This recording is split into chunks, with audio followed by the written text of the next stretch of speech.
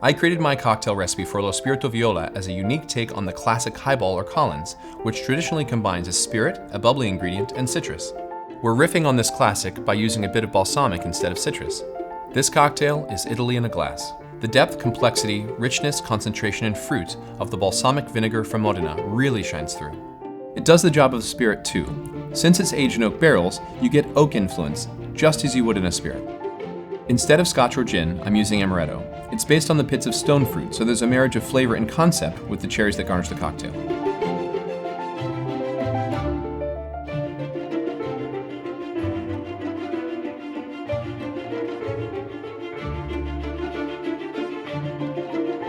I also included Lambrusco, a sparkling off-dry red wine that has a lot of cherry flavor too.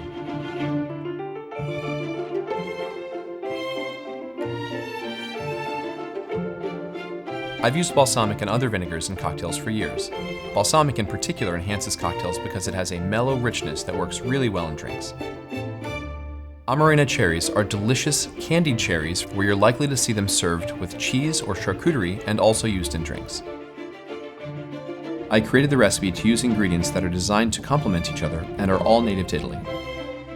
The rich, thick balsamic combines with the sweet cherries, the nutty amaretto, and the vivacious Lambrusco. It's a very intuitive cocktail and should be paired with antipasti and shared with friends. Cheers!